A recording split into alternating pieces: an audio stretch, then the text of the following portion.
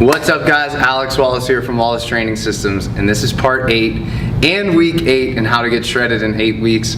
I hope you followed the entire journey. If you haven't, I'll link the playlist somewhere in the screen, somewhere up here. Make sure you go back and watch that. I get into a lot of details when it comes to nutrition, when it comes to training. But that being said, in this episode, we're gonna take a look at that final week. I battled through a couple injuries, or at least little minor aches and pains, and I do the last after picture in Aruba, which was basically the reason why I did this. I like to get lean before I go to the beach. So I hope you sit back and enjoy the video. I hope you've enjoyed the series. If you like it, don't forget to like it, and thanks for watching.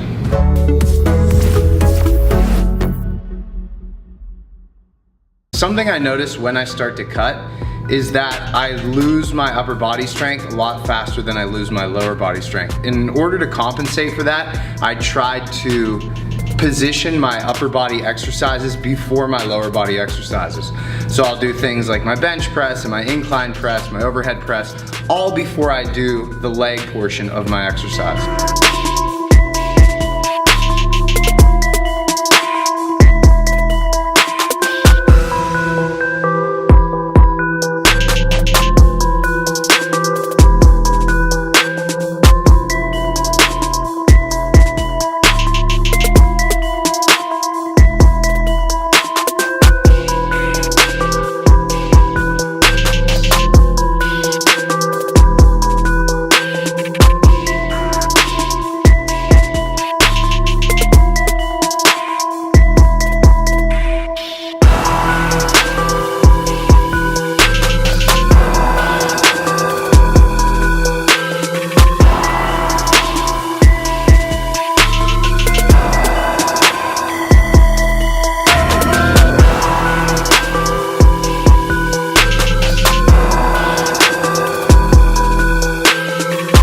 First thing you guys will probably notice is that I'm not actually lifting very heavy, and that's because I injured my hip earlier in the week. I think I did it lunging or squatting or something, so I did back off a little bit on my deadlifts and on my squats.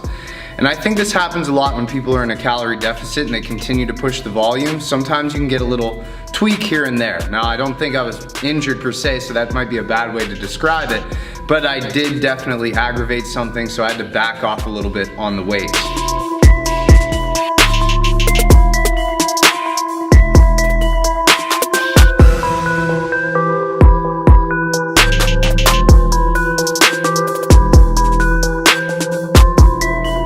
Stop my workout really quickly because I wanted to bring something up that I thought was relevant for all of you.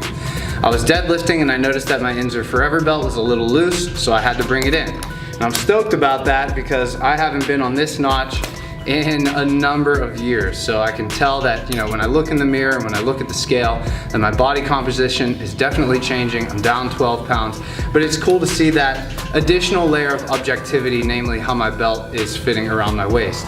That's because your waist circumference is closely associated with your body fat. Again, it's not a perfect correlation, but it's a good enough correlation to know whether or not your body composition is changing. And that's a great lesson for all of you. Oftentimes we have people that come here and train at Wallace Training Systems, and they'll say, you know, the scale isn't moving too much, but my clothes fit differently.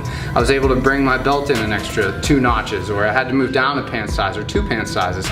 And that's still a great measure of progress, guys. Remember that the scale is one tool in your tool belt to get stronger, healthier, more mobile, more fit, and lose body fat, but that's just one tool. If your clothes fit differently, then that's still a good metric to know whether or not you're progressing. And like I said, if your pants are a little more loose or your sleeves are a little tighter, know that you are probably putting on muscle and losing body fat. And this is actually very common for novice lifters. People that first get into weightlifting can change their body composition rather radically.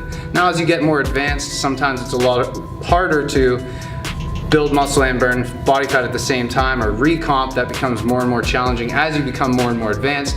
But for you novice and even intermediate lifters, use your clothes, man. If your clothes fit differently, know that you are making progress. And I hope this was helpful because I stopped my workout to do it.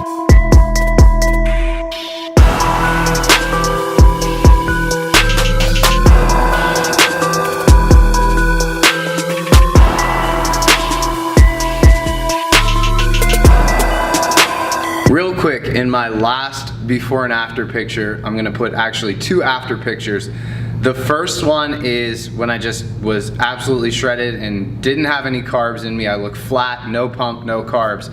And then the last after picture was right after a gym session in Aruba when I probably had 900 grams of carbs the day before. So you can see that I'm definitely more filled out when I have carbs. I'm sure everybody has been through that. Anybody that's gotten very, very lean looks kind of flat and stringy until they get a pump, until they get some carbs in them, and then they look like a completely different person, and they feel like a completely different person too.